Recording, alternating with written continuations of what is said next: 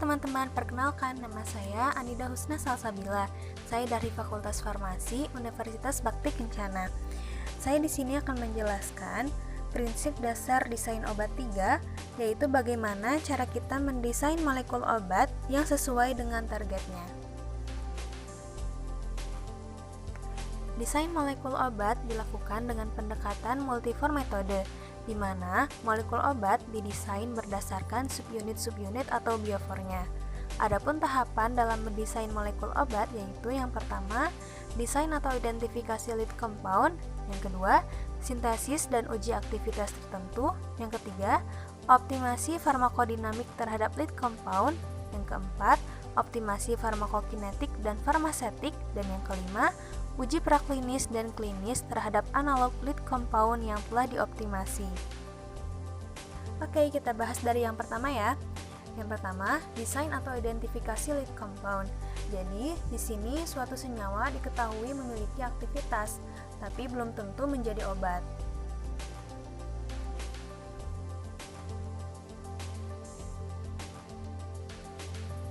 Yang kedua adalah sintesis dan uji aktivitas pendahuluan terhadap lead compound.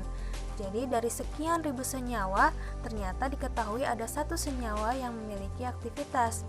Maka jika senyawa itu belum ada zatnya, maka kita harus mensintesis dan diuji aktivitas. Tapi kalau sudah ada zatnya, langsung ke uji aktivitas. Yang ketiga adalah optimasi farmakodinamik terhadap lead compound. Tujuannya untuk memperbaiki sifat-sifat yang kurang dari lead compound. Contohnya, senyawa yang tadi ternyata aktif, tapi lemah. Nah, kita harus cari cara bagaimana agar senyawa tersebut bisa lebih kuat. Yang keempat adalah optimasi farmakokinetik dan farmasetik. Nah, setelah senyawa tersebut diperbaiki dan aktivitasnya menjadi lebih baik, kita lihat apakah ADME-nya sudah bagus. ADME itu absorpsi, distribusi, metabolisme, dan ekskresi. Nah, bentuk sediaannya juga mau seperti apa? Apakah salep, sirup, tablet, kapsul?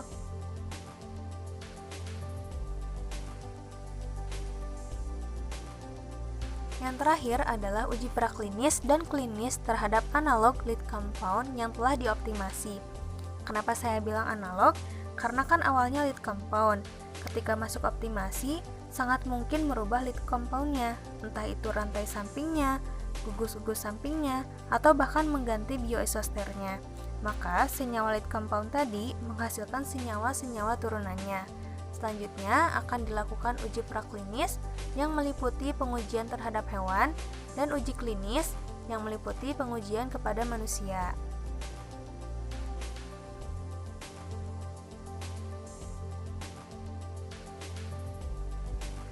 Lead compound mutlak harus ada dalam desain obat. Lead compound adalah prototipe desain obat di mana upaya optimasi difokuskan pada molekul tersebut. Nah, contohnya, saat ini obat yang sudah ada untuk hipertensi itu adalah amlodipin. Ini hanya contoh ya. Tapi ternyata efek sampingnya tinggi. Nah, maka kita bisa mendesain obat yang menekan efek sampingnya. Identifikasi lead compound itu bisa dengan secara kebetulan, sumber endogen, sumber eksogen, desain obat rasional, sintesis kombinatorial dan HTS, serta genomics dan proteomics. Secara kebetulan, contohnya pada penemuan benzodiazepin dan asam valproat.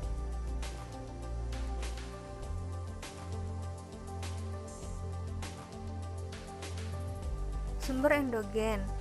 Di sini ada hormon, enzim, dan neurotransmitter. Untuk hormon itu contohnya pada pasien diabetes, di mana hormon insulin dalam tubuh pasien itu sangat sedikit, maka kita bisa mendesain obat yang isinya hormon insulin. Sedangkan untuk neurotransmitter itu contohnya pada penyakit Alzheimer, di mana pasien itu kekurangan neurotransmitter dopamin. Nah, kita bisa mendesain obat yang isinya neurotransmitter dopamin, sehingga dopaminnya itu akan menjadi lead compound. Sumber eksogen, contohnya dari metabolit tanaman, seperti tanin, flavonoid, alkaloid, dan yang lainnya.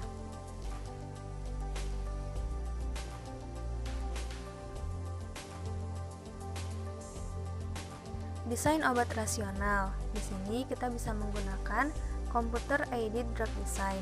Jadi kita bisa menganalisis bahan-bahan kandidat obat hanya dengan menggunakan komputer.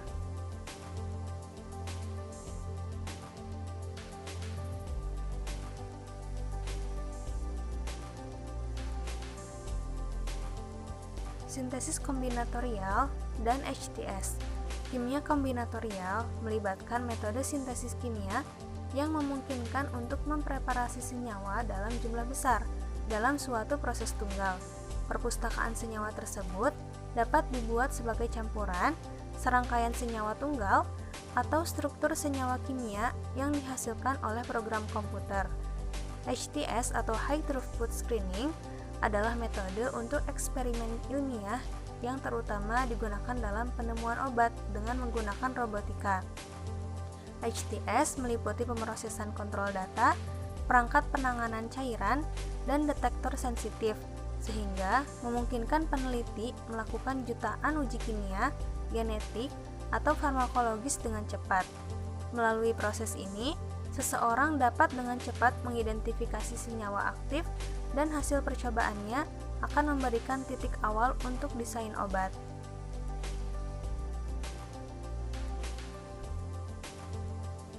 Genomics dan proteomics. Genomics yaitu studi tentang seluruh genom suatu organisme yang berhubungan dengan teknologi DNA rekombinan, sequencing DNA, dan bioinformatika untuk menyelidiki struktur dan fungsi genom.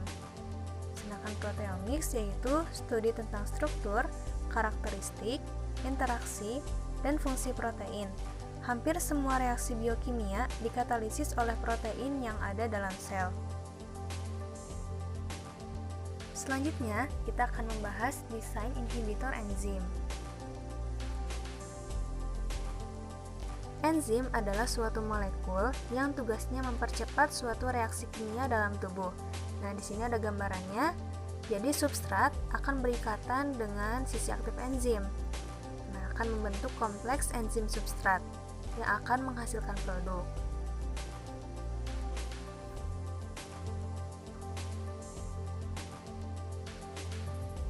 Molekul obat akan bertindak sebagai aktivator yang meningkatkan kerja enzim. Nah, bisa juga bertindak sebagai inhibitor yang menghentikan kerja enzim yang bekerja di sisi aktif enzim dan di luar sisi aktif enzim.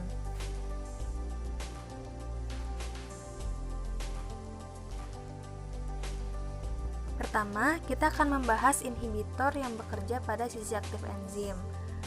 Yang satu itu inhibitor reversible. Inhibitor reversible yaitu molekul obat yang berkompetisi dengan substrat untuk menempati sisi aktif enzim atau competitive inhibitors. Contohnya ada golongan sulfonamida yang berfungsi sebagai antibakteri, diuretik untuk mengontrol tekanan darah, statin, antidepresan, dan ACI. Nah, di sini ada contoh bagaimana obat itu menghalangi kerja enzim. Jadi, obat akan berikatan dengan enzim. Nah, ketika substrat datang, substrat tidak akan bisa bereaksi karena enzim sudah terisi oleh si obat.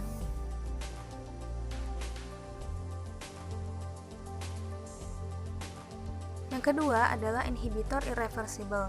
Inhibitor irreversible akan membentuk ikatan kovalen dengan suatu asam amino pada sisi aktif enzim dan secara permanen memblok enzim tersebut. Biasanya, inhibitor ini mengandung gugus fungsi elektrofilik yang dapat bereaksi dengan gugus nukleofilik suatu asam amino. Nah, di sini ada contohnya, yaitu ikatan kovalen yang terbentuk antara X itu biasanya berupa halogen, yaitu FCl-BrI, dengan oksigen. Nah, jadi ketika X itu bertemu dengan OH, maka X akan cenderung kalah. Nah, sebagai gantinya, X akan berikatan dengan OH dalam asam amino dalam enzimnya. Nah, reaksi tersebut atau ikatan tersebut akan menyebabkan terhambatnya enzim berikatan dengan substrat.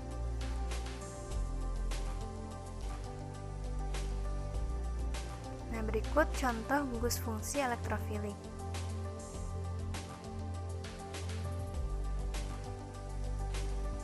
Selanjutnya adalah inhibitor yang bekerja di luar sisi aktif enzim. Yang pertama adalah inhibitor uncompetitive. Inhibitor uncompetitive adalah inhibitor yang mengikat enzim ketika substrat sudah terikat ke sisi aktif. Dengan kata lain, inhibitor mengikat kompleks enzim substrat. Dalam hal ini, peningkatan konsentrasi substrat tidak akan mempengaruhi hambatan. Memang, tingkat penghambatan tergantung pada substrat yang cukup untuk membentuk substrat enzim. Oleh karena itu, inhibitor uncompetitive kurang efektif pada konsentrasi substrat yang rendah. Yang kedua adalah inhibitor non-kompetitif. Inhibitor non-kompetitif mengikat situs pengikatan alosterik dan menghambat reaksi yang dikatalisis oleh enzim tanpa mempengaruhi kekuatan pengikatan substrat. Namun, dalam praktiknya, hal ini sangat jarang terjadi. Hampir tidak bisa dipungkiri bahwa setiap distorsi sisi aktif yang mempengaruhi proses katalitik juga akan mempengaruhi pengikatan substrat. Oleh karena itu, inhibitor yang menghambat proses katalitik sementara masih memungkinkan substrat untuk mengikat, biasanya menyebabkan beberapa penghambatan substrat.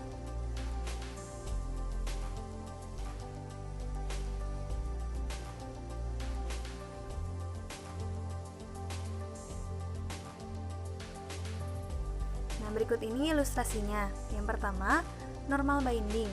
Substrat akan berikatan dengan sisi aktif enzim, yang nantinya akan terbentuk suatu produk. Yang kedua adalah competitive inhibition, yaitu inhibitor kompetitif akan berikatan dengan sisi aktif enzim, sehingga ketika substrat datang, tidak bisa bereaksi dengan enzim karena sudah terisi oleh inhibitor. Nah, yang ketiga adalah non-competitive inhibition, yaitu inhibitor non-kompetitif akan berikatan dengan di luar sisi aktif enzim yang nantinya akan mengubah bentuk sisi aktif sehingga substrat tidak bisa bereaksi dengan sisi aktif enzim.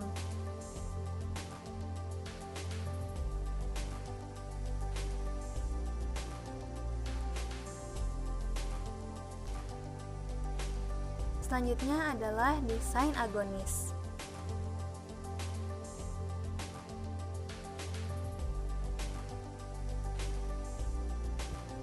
Target kerjanya yaitu berupa reseptor. Agonis yaitu obat yang bekerja seperti neurotransmitter alaminya.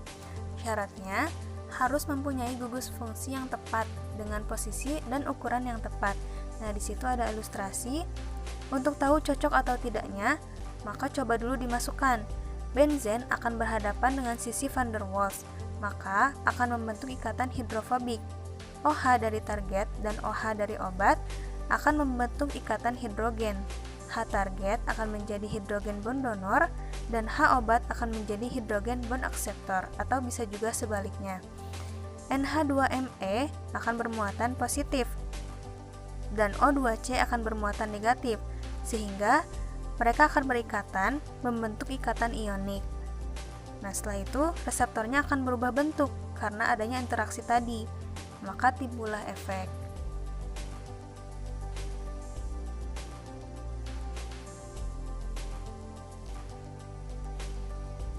Selanjutnya, kita akan membahas desain antagonis.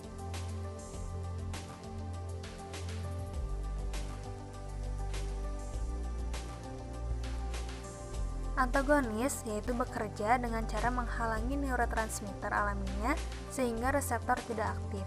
Yang pertama adalah antagonis yang bekerja pada sisi aktif. Nah, di situ strukturnya panjang ya. Jadi kalau strukturnya yang terbentuk pada interaksi itu cukup panjang, sehingga reseptor tidak perlu merubah bentuk, maka hanya jadi antagonis, jadi hanya menghalangi, sehingga tidak menimbulkan efek.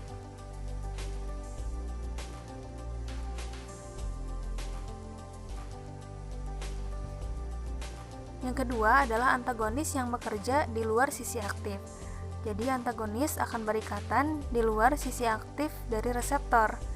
Nah, setelah berikatan, antagonis tersebut akan menyebabkan perubahan bentuk pada reseptor. Nah, dari situlah efek tidak akan muncul.